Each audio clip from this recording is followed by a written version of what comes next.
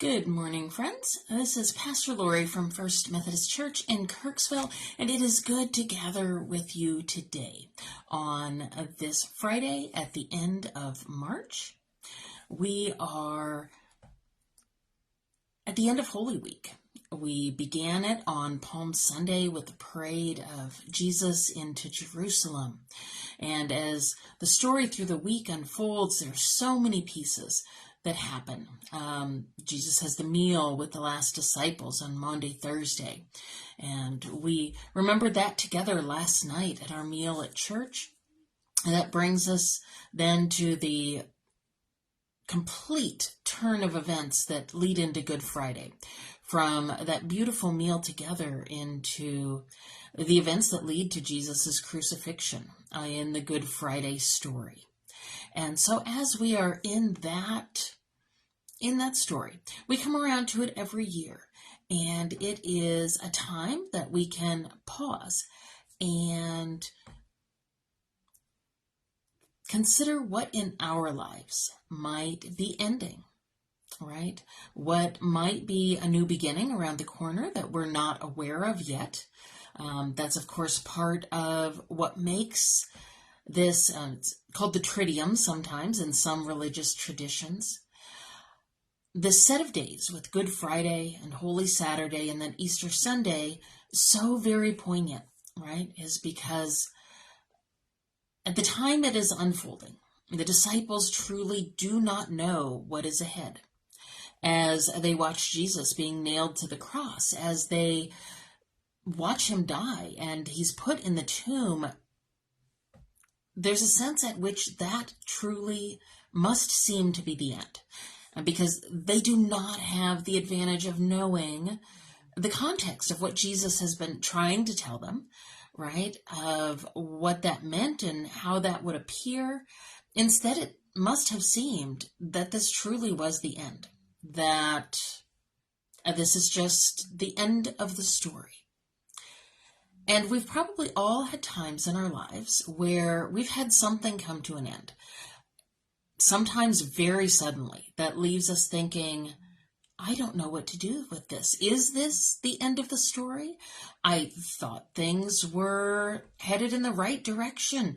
Maybe we even thought they were headed on a wonderful path.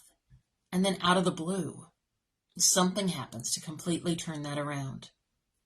Now, sometimes we've been through things that particular piece truly did completely end, whatever the situation was. We know that there are other times that may have been a bump along the road. It may have led to a different version of something unfolding. Sometimes that end made way for the new beginning of something else, right? The one constant that we can really count on in life, aside from God's love and grace and presence, is change, right? From the moment we are born, a birth itself is a huge, momentous change. And every moment of life from that is filled with change, whether we're consciously aware of it or not. Because yes, we'll have seasons of life where things feel like it is the same day we're living over and over again. And if we didn't actually look at a calendar or see a different headline on the news or change our clothing in the morning, we might wonder, am I still, is everything just stuck? Is nothing moving? So today, as we are in this Holy Week and this Good Friday, there's a book that I like to come back to sometimes at times of endings. And it's one that I was introduced to, probably about 12 years ago now. And it's called Praying Our Goodbyes by Joyce Rupe. And it has some wonderful ways of thinking about all the different types of goodbyes that we face in our life. Some of those are the ones that we know of very specifically as grief, and we name them as such when someone dies, right? When there is a funeral, we obviously name that as grief. But there's so many other kinds of grief that can come along with changes. And it can be sometimes even the best things in life have grief, right? Because things have changed. And so it is very human and normal and natural to sometimes miss the things that no longer happen, or sometimes to even have that anticipatory grief of things that we know are going to be changing. And then other times we have grief associated with the things that never did happen because of a change that was made. Maybe we had gone into a situation and we had high hopes for what it would be. And then if that doesn't happen, there can be a grief associated with that as we're letting go of our dreams and our desires. And so one of the prayers in this book is one considering the suffering that Jesus went through during Holy Week as a way of looking at our own griefs and sufferings. And so she gives some prompts and suggests considering, as we hear them, what are the ways in which we might resonate with that particular type of suffering. And so thinking about that week of the Passion, reflect back on that triumphant entry to Jerusalem and the quick changes that happened. How might Jesus have experienced that? And how might you have experienced something that started with such fanfare and high emotions that then took a drastic turn for the worse? To sit with Jesus in love at the table of the bread where he experiences the sadness of a farewell. You probably also have sat at a meal with someone, sat around the table. Sometimes you know it is the last time that you will sit with someone in that same way. Other times we only know it when we look back, and we sometimes think, I wish I would have known that was the last time. To kneel with Jesus in the garden agony where he struggles with surrender. Where are the places that you have experienced that same agony of seeing so clearly where something is heading and praying with all your might that if there is any other way, that would be the course things would take? To walk with Jesus to the place of his betrayal. We probably have had times in life where we've also experienced this, right? Betrayal from someone close to us who we thought was on our side, who we thought we could trust, who we believed had our best interests at heart. To hear the jeers and insults flung at Jesus in derision.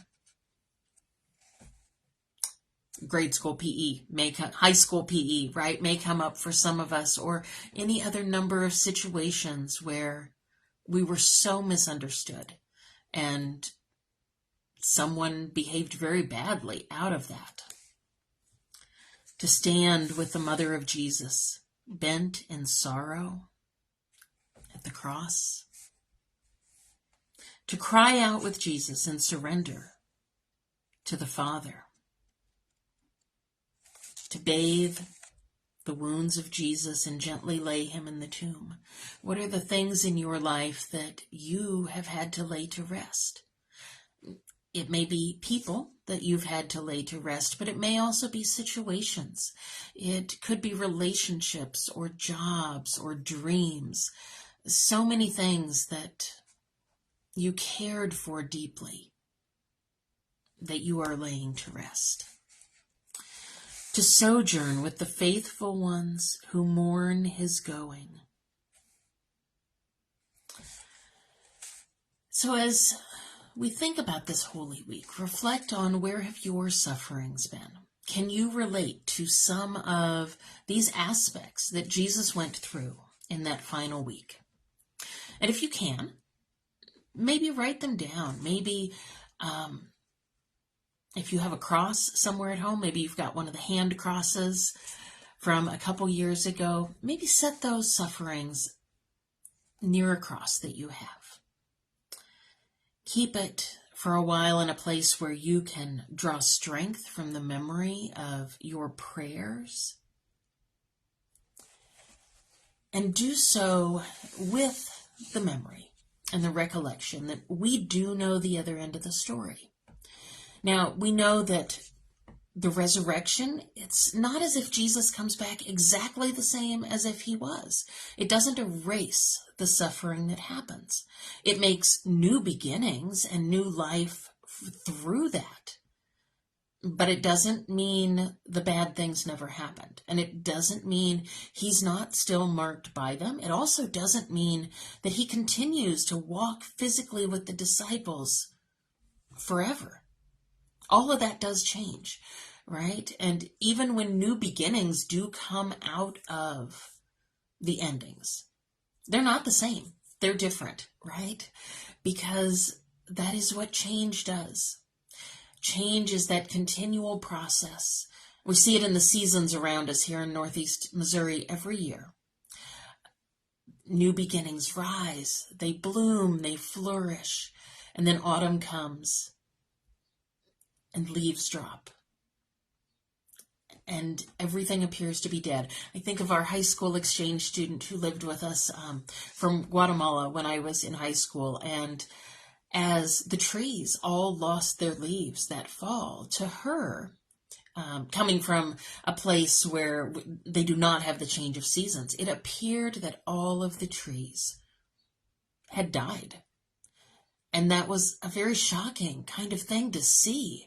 Like, oh my, what is wrong that every single tree has died, right? And then the spring, we're in that season right now. We've had an early spring this year. So we've been seeing the new buds and the new leaves coming forth, the blossoms, the flowers, as life begins again. Again, not the same as it was last year. It's never exactly the same, right? Even on the same tree, even the same patch of flowers. But new life does come. So as you hold those sorrows, we remember that they're not the end. That suffering is not the end of the story. It may be the end of one particular story. It may very well be the end of a season as we come to the end of something that will not return any longer. We especially see that as we age, right? We can no longer do things that we once did, and there is grief with that. So I'll close our prayer time today with a blessing from Kate Bowler. To the cross, that's where love led you. So that's where we come to stand and grieve with Mary and John, your mother and your closest friend, overwhelmed that it should come to this, powerlessness and utter loss. Blessed are we who remain here in wonder, in the stillness, with the silence of death so heavy upon us, asking again, Jesus, is this how it goes? Is this how love wins? And there is power in community, right? So I would encourage you, if you can, to join us for our Good Friday service tonight at 7 p.m. We'll have that available in person in the sanctuary. We'll also be streaming it online if you can't join us in person. If you're joining us online, we would encourage you to have some paper, a cross, a pen, maybe a stone or a marble with you that we'll use throughout the service.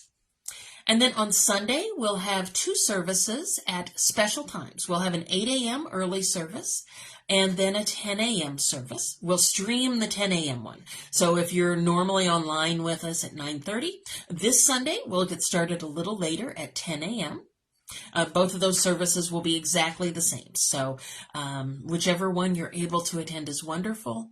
We'll have an egg hunt for the kids in between at 9:30, and that is always a joy, as well as a time of fellowship with coffee and pastries and good time to celebrate the resurrection ahead. Now, there are also some changes coming to our daily videos. Beginning in April, I will be taking over the Tuesday slots. Teresa will be starting in April to do a children's message during church, so she's going to drop out of our weekday video series and do her messages on Sunday mornings. So I'll be moving into that Tuesday slot, so you'll see me there then. And for Fridays, keep a watch on our Facebook page. We have found some delightful photos up in the archives room that we will be sharing with you in these weeks ahead. Some of them are labeled, but some of them aren't. So maybe some of you may recognize some faces and may be able to help tell some stories that were captured in these moments of our photographs. So wherever you are at as we go into this Easter weekend, whether you feel ready, whether you're not, whether it doesn't feel like Easter at all, or whether you are ready to jump ahead with celebration, know that that weekend holds space for all of it, right? For grief, for joy, for uncertainty and unknowing. There's space there for it all, and God is present with us in its midst. So friends, I'll hope to see you tonight and on Sunday, and then I will see you here again, actually probably from the church on Tuesday morning. So take care and go in peace.